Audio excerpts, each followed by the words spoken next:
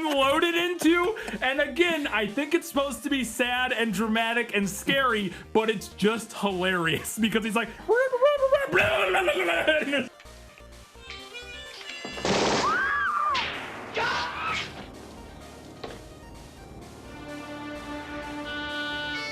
he gets the harmonica back into his lips as he breathes about.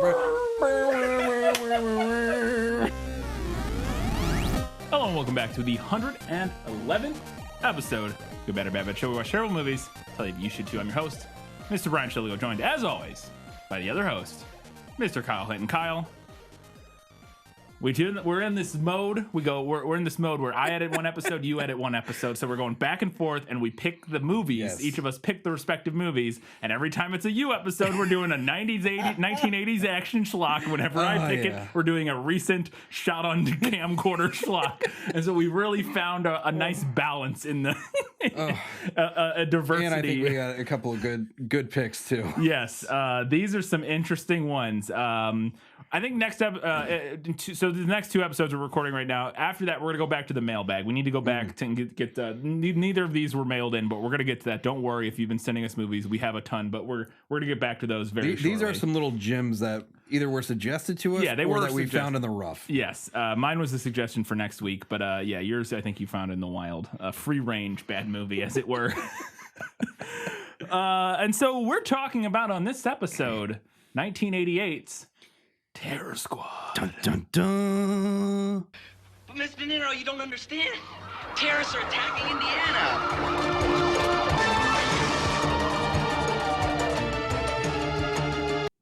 So Kyle, this movie is just two movies. Kind of three in a way. But basically two movies. So it is Red Dawn. Red Dawn. Wolverines! It is Red Dawn meets The Breakfast Club. The next time I have to come in here, I'm cracking skulls. With just a tiny bit of Back to the Future in it, only in regard to Libyan terrorists. Run for it, Marty! Who do you think? The Libyans! Oh, and the guitar scene. Yeah. Because it opens up with, and he's friends with the older guy that nobody knows, like exactly. the one. I thought that was very, when the one, Johnny is his name, is friends with the janitor, I was getting a very Doc and Marty kind of vibe. And he plays guitar. He plays electric guitar. So it was a similar. They pulled a little bit of everything from the 80s and rolled it into this movie, and we'll get to all of it. So we open up on a scene that is just, it's Libya. We find out, but it's just like the most I found generic. Out where that was. Where they shot that. Where did they shoot it? Istanbul. Oh. And because they could have shot it anywhere. I know. The only reason I knew that was because whenever they do a panning shot of the crowd of the dictator dude up on top, it says Marmara University, and I just typed that into Google. There you go. And it's exactly that building in Istanbul. It literally could have been anywhere. We find out later it's Libya, and I think there's a Libyan flag hanging there, but which I didn't recognize. But it could have been anywhere. It's literally like the most generic, like terrorist scene. It's just like they're like insert generic bad guys. These are terrorists. Yeah, and these terrorists, they're committed because it looks like they went to Hobby Lobby to get a little bit of construction paper and like to burn their effigy. Yeah. It's a classic, and they give us no explanation because we don't need it. These are the terrorists, and they're going to be the terrorists in the movie. There you go. It's 1988. And the U.S. is Great Satan. Yeah. And then we get to then we get the opening credits, which is just helicopter shots of the town. Of them being like, "Hey, let's shoot a movie in Indiana. What's some exciting stuff we can shoot in Indiana? I don't know, like creeks and some roads, farmland. Like there's a dump. It's like and also they got whoever they shot the footage from the helicopter had no sort of stabilization. It's just somebody sitting in a helicopter like, trying to film. We rented a helicopter for this. We're going to get our monies, damn it. Yeah. There's at least three people involved in the production of this film with the first name Chuck. Just something I noticed during the opening credits. Nice. Chuck Connors. There's also a Chuck Rose and a Chuck Sereno. So Chuck's not a name people go by anymore. Have you noticed that? No, not really. It's fallen out of favor. You want the obvious on that. Chuck Connors is like a 50s, 60s like TV and movie star. Yeah. I drink with whom I please, when I please, where I please. No two-bit gunfighters coming in here and telling me what to do. You understand that? Yeah, I think it kind of fell out of favor after Chuck Norris. Like, he was the last era of the Chucks.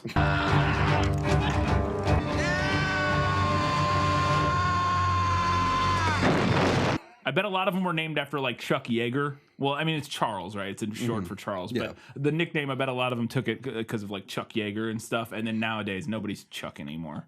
No Chucks. You know what? Fix that, people. Start getting some nicknames rolling. It's not that great a nickname. You can do better. And then we're introduced to our ragtag group of... Miscreants. Yeah. Our breakfast club, as we will find out later, literally the breakfast club. First, we meet the nerd who's looking at boobs on a computer. Oh my god! Because it's the 80s. Everything about this guy is. I'm a nerd, so everything I do is technology based and also horny. boobs. Horny technology is his character trait. Like that was the most pixelated porn I've ever seen. You can get away. I think I can get away. You can get away with showing it on YouTube. Yeah, no problem. Because there's like 8 pixels in it. So. But he's looking at like a naked girl on his computer at school, and he's like, "Yeah, I'm so horny, yeah." And he'll do more of that later. And then we're introduced. We cut from that to the guitar scene I mentioned earlier, where we cut to the basement of the school, like the boiler room. It looks like, and it's this like rocker kid playing guitar. This whole scene is incredible. Playing guitar with, we find out, the janitor. And the janitor, they're both playing guitar together, and just a couple things. One, there's all kinds of chaos going on in the background. We'll talk about that in a second. Two, the sound, the music that the movie is playing to illustrate them playing guitar is like a Casio keyboard guitar. It sounds terrible.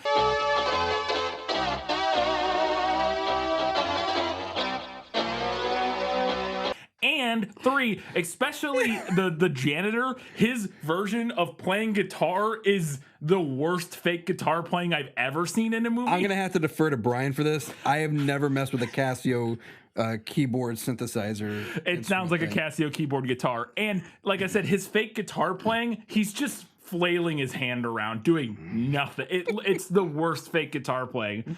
And I was like, wait, so this is a high school student. He's just like friends with the janitor. Okay, interesting. And the janitor apparently lives in the basement. And it seems to live in the basement. Again, the 1980s, things like that just happened a lot. It was just like classic stuff. But all the students are down there watching. Like a lot of students are like standing there watching these two rock out in the boiler room. It's such a weird, it's very strange. But they're buddies. We find out, there's a bunch of random shit on the wall. There's like Jesus and I think maybe Eisenhower. We don't know. It's so weird. I'll have to go back and look at it. This guy has so much nonsense on his wall. But as soon as this whole relationship was set up, I was like, oh, that janitor's fucking dead. Oh yeah, that guy's dead as shit. Dead as a doornail. Well, I gotta hit the trail. You take it easy. You take it easy. I hear you. They set up this sympathetic sort of mentor character to one of our characters, and he's gonna die 100%. And then they get into the classroom, and they're literally in detention. Yes, they're literally in detention, and it is 100% the Breakfast Club. It is just the Breakfast Club. It is the brain. Yeah, the jock. Yep. The pretty girl. The pretty girl. There's 2 of those, kind of. Basket case, if you want to. Yeah. It's more like Jim and the Holograms, though.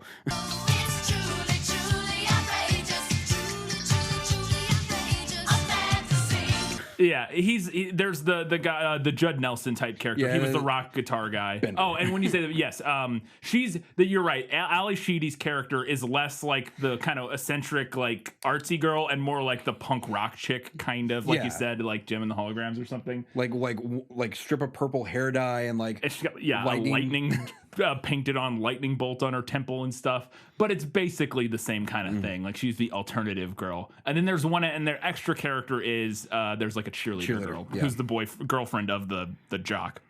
But it's, other than her, they're all identical. There's the like no nonsense principal who's like, I shall return in 5 minutes. I expect peace and silence to prevail in my absence. You guys, get your feet off the desk. I'm gonna fucking come over there. You're skating on thin ice, pal. He couldn't do this because he would have got copyrighted like really hard. He wanted to do this, but he couldn't do it. No cracking skulls. For 2 months, I got you. I got you. What can I say? I'm thrilled. And then also in this scene, we already talked about how horny this nerd character is. But in this scene, he opens up a little. He has a little portable TV. I used to have a little TV like that. Not like a flip version, but it's very similar. I called bullshit on this flip version TV because it's literally the size of a phone, and the quality's great. And he watches it for a long time. That thing with batteries would die in like 2 seconds. My little TV batteries didn't last long. I can't use it anymore because it uses the old-fashioned UHF signal and stuff like that, which don't exist anymore. But he's watching like an exercise video, but it's literally just close-ups of butts. Yes. Like it's not a real exercise video. It's like what kind of okay. And then it's like a close-up of a crotch, and I'm like, what? This okay, sure, great. 80s. 80s. And then so now all of a sudden our terrorists who were over in Libya are just in America. Cross Lake, is it Michigan? Erie? It's Michigan. Okay. I looked in the map because they end up in some title comes on the screen in Indiana, and it's at the very bottom of Lake Michigan. So I assume the idea is that they drove that tiny boat all the way from Canada. Or I don't know where they came from, but they drove and they get into Indiana. Because I guess there's a nuclear plant there they want to blow up. Right. I totally messed up on my map geography was like totally fucked for a second. Yeah, that all of the Great Lakes area doesn't make any sense to me. It's all chaos. I don't think it actually exists.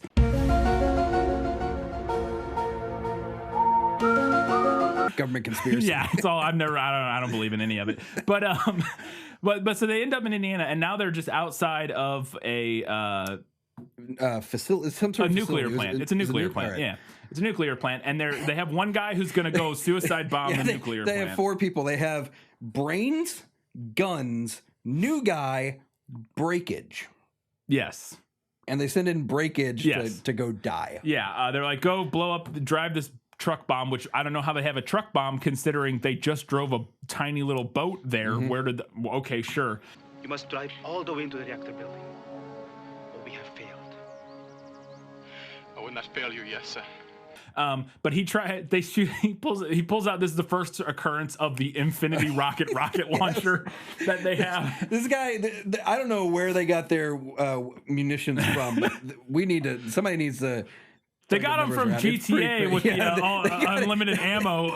Yeah, they got it from GTA cheats. Yeah, exactly. But the rocket he has, in addition to just being clearly like a firework that shoots out, it's just infinite. And it's a single use tube rocket. It shoots one single use, but no, it's just forever. And in this scene, he shoots 2 back to back. Like he shoots one and it hits the gate to blow the gate open, and it's the tiniest little shitty firework. Like it's and then he shoots another one right after, and it blows up in a building. And I'm like, wait, you got different powered rockets in that thing? What is going on? And so then our guy tries to drive in with his car bomb. But obviously, since this is a heavily armed military nuclear thing, base, they just shoot the shit out of them. And blows up the truck, which seemingly wasn't full of that many explosives because it's a very small explosion when it blows up, and I thought the whole point was it was supposed to be like a big bomb. It's supposed to take out the whole thing, which it would not have clearly. Whatever. So they're on the run now. My god, this chase scene is 20 minutes long. It's the whole movie, Kyle. And it is, but it's insane. It starts. We're introduced to our Breakfast Club in the first 10 minutes. At 12 minutes, they try to blow up the nuclear plant. We don't see our Breakfast Club people again until 45 minutes into the movie. It is a 30-minute chase scene. It's the entire first act. It's insanity. But they're driving through. The cops are every so often tailing them and stuff. This is where Chuck Connors comes in. Yeah, he's the police the chief. Yeah, and they're driving by. They get into these major shootouts with police, and they're just blowing stuff up. There is at one point they are driving through the city of the town square, Kokomo, right? Kokomo, something Indiana. Like that. Yeah, they're driving through Kokomo, and they hit this guy, this old dude. Oh my god! So the Libyans hit this. He's like got his groceries. He's like walking across the street with his groceries. So they hit him, and he like falls in the street, and everybody like rushes over to look at it, and then Chuck fucking Connors fucking fishtails and flies around and runs over this thing. And you see his body get drug under the tires, and I paused the movie laughing and had to back it up 3 times to make sure that was actually what happened, because I was like, why would they?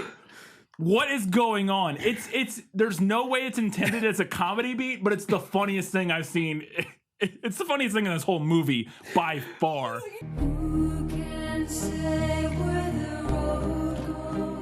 Runs over him, and he's just like, shit. He's like, oh no, I just ran over. He was already dead, I think. Like, also, I am convinced that Motorcraft like funded part of this film. I don't know what that is. So it was like a car care center like company way back in the day. Because like the dude who they ran over had a Motorcraft hat, and then like one of the guys later had like a Motorcraft shirt. That there's and those were the only ones that had text on them. Yeah, there's a couple other things I got to talk about in this car chase that I think might have happened right before this. But there's one moment where they're driving down the street, and there's a car, like a white civilian car, driving behind them, and they shoot the window out, but you can see the person driving the car through the windshield is wearing like a big giant face mask so that the glass doesn't get in their face. And I was like, oh, just a normal guy driving around his Pinto wearing a fucking face shield. Yeah. But then there's another shot where they're driving down a neighborhood street. Did you notice this? They're driving down a neighborhood street, and every single family is out on their lawns watching. Because they're shooting a goddamn movie in Kokomo, Indiana. Yes, that's 100% what happened. Is there were some guys like, Dale, you hear they're shooting a movie today? Oh shit, they coming down our street, and they all walked out onto their front porch. And so this car chase is happening down their street, and everybody's just watching in this town. It's so weird. It's fucking hilarious. But, like, this chase goes from like kind of just like a somewhat competent chase and escalates more and more into absolute fucking madness. Oh my god. And so I was mentioning the people just being out watching it. Once they get downtown, there's also still, and I swear to God, they're not extras. They're just people in town that they didn't lock down the set. There's shots of like kids riding their bikes down the sidewalk as police cars fly around corners at like 100 miles an hour. And I'm like, this is the most dangerous thing that has ever. Wait. They signed a waiver? No. Okay. No, absolutely not. But there's one in particular where they fly around a corner and like go down an alley, and there's like a family standing on the corner, and I was like, oh no. But then they get into a junkyard, and shit goes. Again, they filmed this in this town probably because this town was like, hey, we got some old buildings you can just blow up. Yeah. They shoot the guy with the infinite rocket. Yeah. Shoots the base of a water tower. A water tower. Yes. Water tower. The entire town's water tower. And it falls down because they're just like, let's destroy it for this movie. Once it falls down, everything explodes. The water tower was full of kerosene, Kyle. Full of gasoline. Yeah, it's fucking wild. It explodes, and yeah, they literally knock over an entire water tower for this movie. Then there's like a steam stack, like old like a coal power. Yeah, like a coal stack thing that they just shoot, and it falls down and just blows shit up more. It's amazing. They clearly, like I said, there's this town was like, yeah, we got a bunch of shit you can blow up, and they're like, well, filming our movie there. Let's do it. Also, the amount of bullets the bad guys shoot in this scene, it's unbelievable. Their car would just be like, if this was realistic, their car would just be full of bullets. Like there would just be like all ammunition. It would be riding like an inch off the ground because of all the bullets they would have had to carry, because they just shoot nonstop. You're not going to be able to find it. If you can't find it, it's fine. There's one cut-in shot of a guy shooting during this chase scene. One of the terrorists pulls his gun out the window and then goes around like the middle divider thing and then holds the top of the gun like he's holding it like this, shooting. It's the weird. If you can find it, if not, it's fine. It's like one shot of it. It's so weird. So many things like that. Oh, good. Okay, so like I said, this chase scene is long. Yeah, it's 30 minutes. It's literally 30 minutes. It's actually pretty good, and it's actually fairly competently done. It just keeps out escalating. Yes. There we go. Yeah. Just murder everybody in the town square. Like the cop cars are like hitting. They're like hitting Flipping ramps, over, yeah. flipping, blowing up. Yeah, it's amazing. They really committed, and through the problem is it's the first act, and then it never gets more exciting from there. Like it gets less exciting after this. But there is a point where they finally not really corner them. I guess they get away enough to where they're being chased. Yeah, we don't see what happens. They're being chased, and a cop car, one of them like goes off a bridge. And then and then it just cuts, and then we're back in the school, and we're like, oh, okay, I guess we're gonna find out what happened to them. And the nerd is trying to explain that there are terrorists in their town. In his little TV, he keeps getting these news, these little news specials, and he keeps trying to show it to the principal. And it's like, yes, women's asses. Yes, now you too can have the perfect rear end you've always dreamt about with Joe Farino's Miracle Butt Buster. Yeah. He shows it to him and switches back to that, and he's like, oh, you horny nerd, get out of here. Also, we didn't even talk about, they have a guy riding a motorcycle and who's very clearly there to be set on fire as soon as you see him. Yeah, he's wearing a full body jumpsuit, like with bright orange gloves, and I was like, that guy's gonna catch on fire. So they keep firing at him until the thing explodes, and then he's just on fire. Yeah, and then everybody gets to him, and he's just on fire, dead with a bloody burnt mess. It's like scorched. This movie tries to go for like super gritty and like because when they're murdering all these people downtown, we get shots eventually of like corpses on the street like bleeding, and I think they're going for like super gritty, hard-hitting realism, but then the movie is so ridiculous it just doesn't mesh, because then we're cutting back to the Breakfast Club guy jerking off to workout porn. Like, what is it? It's like the weirdest whiplash. It's fucking wild. It's so weird. And then, do you want to get to the downtown massacre? Yeah, we're at the downtown massacre. Okay. Yeah. So they just go now. Now they're not really being chased by cops much at all, and so they're just in the middle of this downtown.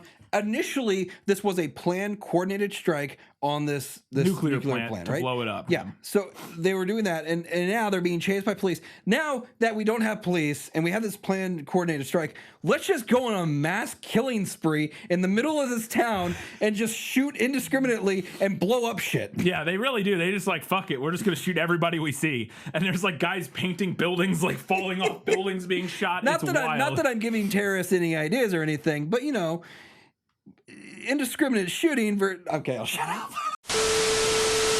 I just got a call from our lawyer, Kyle. I'm going to tell you to shut the fuck up. Yeah, it's just madness. It is like there's people jumping over bushes and stuff like that. There's people just getting shot up at cars and falling down, cars exploding, rockets going everywhere. That's where we wanna go. We gotta go. Yeah, it's fucking wild. And again, I'm convinced like only half of the people in that chaos are like actually paid to be there. The other half are just people that stumbled into the set. Yeah, can you imagine somebody who didn't know what was going on? Yeah. And they're firing blanks and stuff. Yeah, I wouldn't be surprised if there was a story behind the scenes that there were just townsfolk who were there who thought they were actually all being murdered by like, I would not be surprised.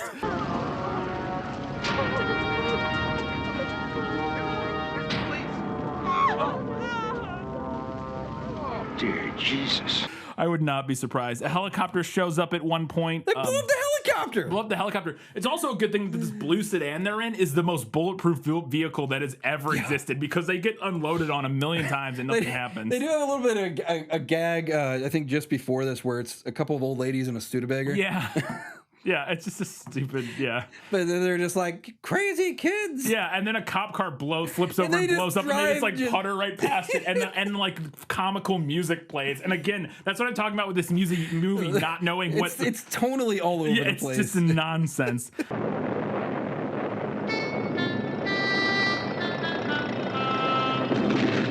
I also love that like they drive into a cornfield to escape the helicopter, and the shots from the helicopter, we can clearly see where the car is, but the guy's like, I can't shoot them. I don't know where they are. It's like, it's right. It's right there. You can, okay. And then I guess this is where the newbie guy kind of gets out and he's like, I'll buy you time. Yeah.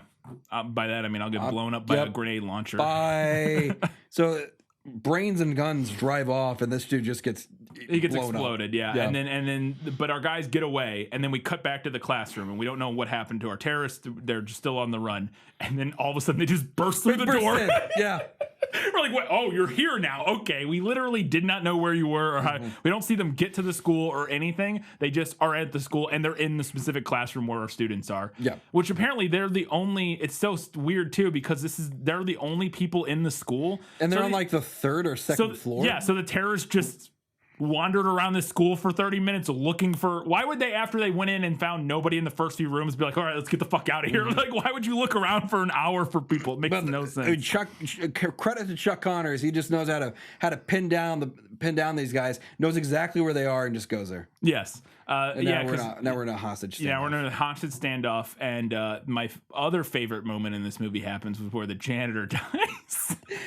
Does he just walk in? He walks in playing harmonica and gets unloaded into. And again, I think it's supposed to be sad and dramatic and scary, but it's just hilarious because he's like...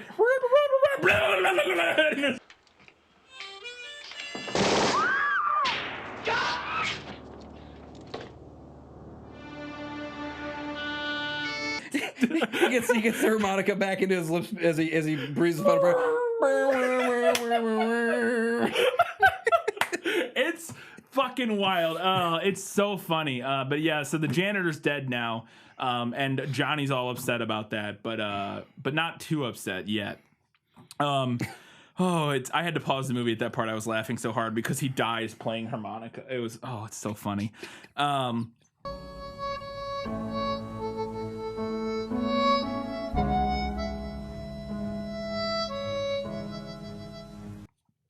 So now it's a big standoff. Like I said, they're yelling out the window to the chief. There's a little detail that I got to talk about is that the Deputy Brown, I think is his name, brings the chief a bullhorn and a jacket for like a Brooklyn Dodgers. A Brooklyn Dodgers jacket. Yeah, Kyle. They clearly wanted like a police chief jacket. Yeah, didn't have one, and we're like, what do we got? I got this Brooklyn Dodgers jacket. That was Chuck Connors' goddamn jacket. Yeah, because first off, he's the only person fucking old enough to have that. It's true. Yeah, they moved out of Brooklyn like a long ass time ago.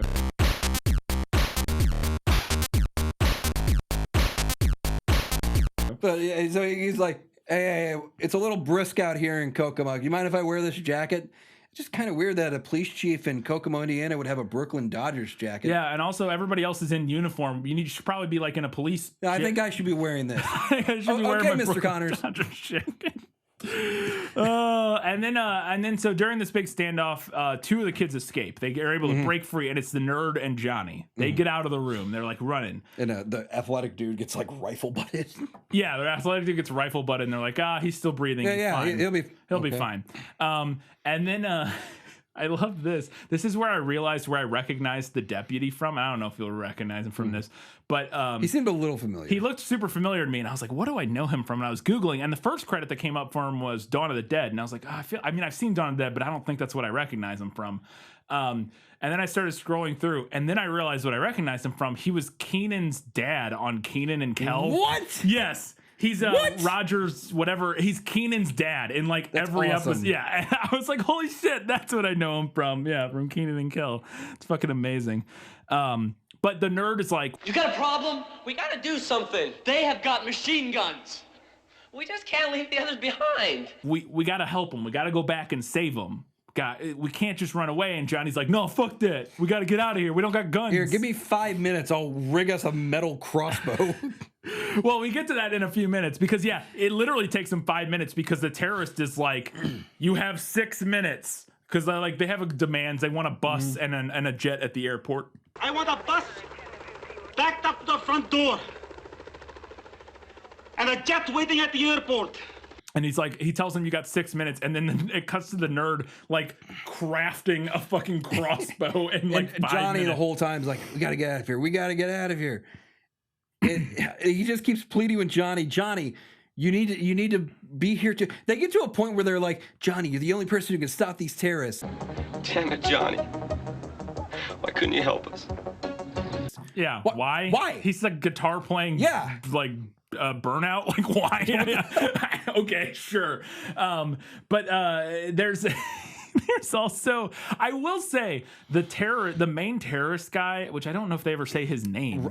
It was in the credits. It's in the credits, but I don't know if they, or something like that. Yeah. He actually does a pretty good job. Yeah. Mm-hmm. He plays like the wide-eyed, desperate, like when he's like trying to negotiate with the chief and stuff and yelling out the window and they're cutting to him and he's like all sweaty and like wide-eyed the whole time. I think he actually does a really good job. He's sweating bullets compared to guns. Yeah. That dude's pretty cool, calm, and collected. Yeah.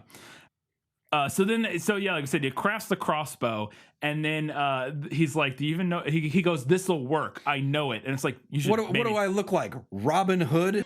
We got a weapon. Yeah, well, I know Robin Hood. They are gonna blow your brains out. No, this'll work. I know it. Yeah, I'm like, maybe you should test your homemade crossbow before you use it to maybe kill somebody with. I don't know. But then, so Johnny's like, well, fuck you. You can go for it, man, but I'm getting out of here. And Johnny runs off. Yeah, but somehow... But, magically, Gus's body... Yeah, he runs across Gus's body, which I thought was supposed to be on the third floor. It wouldn't make any... They said, yeah, drag it out of the room. But he dragged it down multiple flights of steps, into a different part of the building? Yeah. It makes no sense. But he goes from the basement, where I guess they also have shop class. Yeah. To getting out of there. He's like, he runs across Gus's body. He's like, no. No, Gus. I'm so sad. I will give Chuck Connors credit on this. He's able to rally the terrorist demands pretty damn quickly. Yeah, this small town Indiana, they're able to get that plane and the bus. Oh, the bus is easy. The bus is there. They talk to the governor, and the governor's like, "Yeah, there's a plane already at the airport and gassed up in like 5 minutes." We got our jet. Now let's see if we can move those people out of there. Yeah, within 15 or 20 minutes. Yeah, it's crazy. So then the teacher tries to get them all out. There's some standoff happens with the teacher, and he rifle busts the teacher, and apparently that kills him. He's like, he's dead. And they're like, wow, all right, getting rid of that character. Damn. He's dead. That's all right. Let's go. Hurry up. No. And then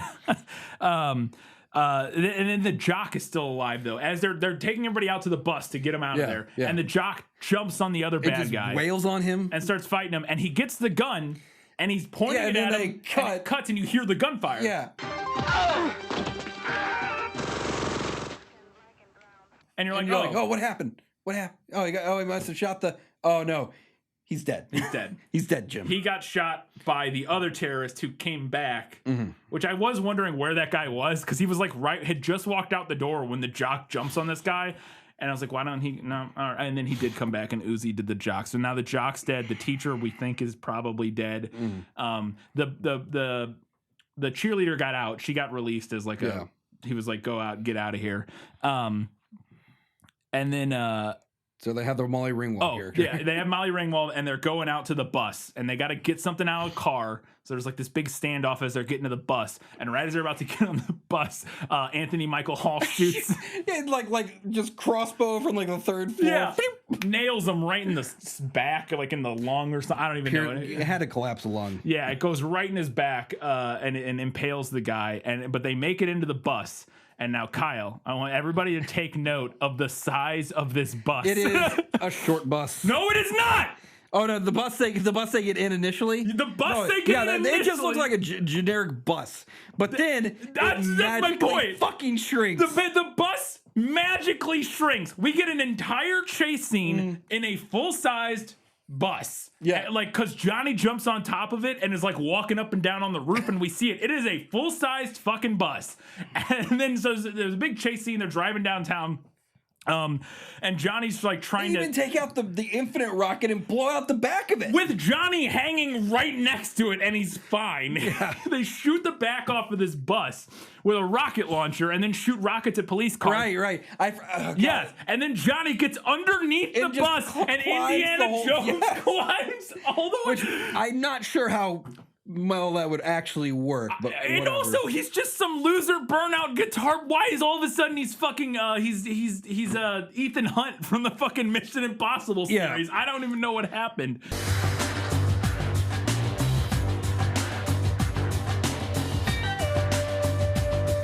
But he crawls all the way to the front of it. And of course, since I don't know if this was like a joke about how crappy their school system is, but he's holding on to like the mirror and it breaks off. And he's like, I got an idea.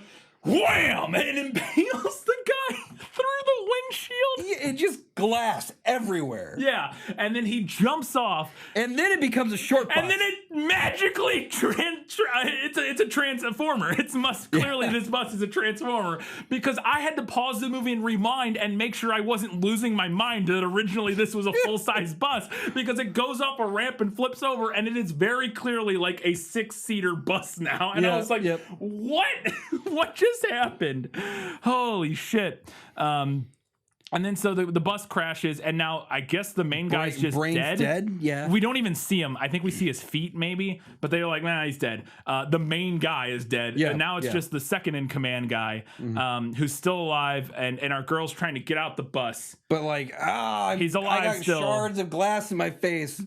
So he's fighting with Johnny, because Johnny gets in there, and he just pulls out a grenade. Yeah. Because he's gonna just blow everything up. Yeah. And they kick him or she shoots him. That's right. She fucking shoots him with an Uzi. Yeah. And then they're able to get out of the bus just in time. Boom! Bus explodes in a blaze of glory. And then it freeze frames on them like terrified and sad. Like, that was the most traumatic thing that's ever happened to us. Freeze frame. Cue the rock music. This movie's fucking wild. I don't know what it is though. Yeah. I kind of, because I guess in a way it's never boring. No, because there's always madness happening on scene. It is. It's a little too competent at times. You know what? I'll say it's good bad, because the parts that are competent work pretty well. Like the chase scene's pretty well done. Sean Connor's running over that dude. Sean Connor's running over that dude is fucking hilarious. That ragdoll old man body getting drug under his car is so unexpected and just like. What? It's like you had it was like an airplane movie moment, like in the middle of this. It was so weird. So like, and then the bus transforming from a full-size bus to a short bus in the middle of a scene is amazing. And there's things like that. But then it's never boring. I'll say good bad. I will say good bad. Terror Squad 1988. And some of the performances are pretty good. And it's got some really wacky ass moments. They have some great lines in there, like the principal at one point after the nerd is trying to explain everything. He's like, "But Miss Venero, you don't understand. Terrorists are attacking Indiana." Oh, that's a good one, Dingle. Terrorists in Indiana? That's the craziest thing I've ever heard. Like, just the matter-of-fact lines that they deliver. Yeah, some of the deliveries are real rough. It's a lot of fun, though. I would, and it is available on Amazon Prime, so you can check out Terror Squad from 1988. Look out! Just go get that old man getting run over, and just cue that up over and over, and then Gus getting shot over and over and over. I really wish if I had known. I watched this movie this morning. If I would have known, if I watched it a few days ago, I would have ordered a harmonica on Amazon, and the end of this episode just would have been me falling out of my chair. Do you have any? The stuff! I almost ended this way too early. I was like, I'm done. As always, you can support us on Patreon. Just go to patreon.com/good GBorBB. Support us for whatever you want. You get early access and all that kind of stuff, other things. I have a podcast called This Film Is Lit, where we talk about movies that are based on books. When this episode is out, the one that will be out is Dolan's Cadillac, which is a Stephen King novel and movie. Or short story. Stephen King short story and a movie. Okay.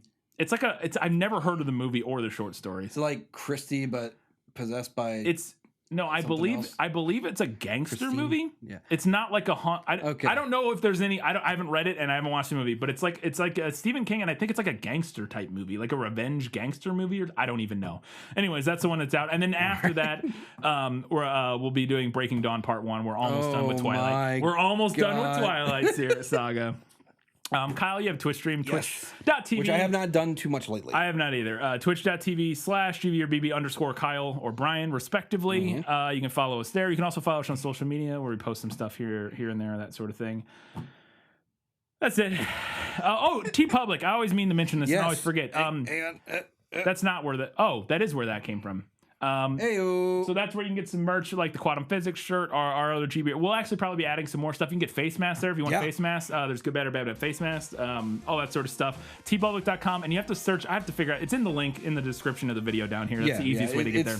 It's a little tricky to search in their actual search. If you search Good, Bad, or Bad separate words, it doesn't come up. But if you search Good, Bad, or Bad all one word, it come up. I don't understand how. But the link's in the description. You can just go there. And we get a cut of all that stuff. So that's it. That's the end. Thank you. Until next time, keep watching movies. Especially Terror Squad. Terror Squad.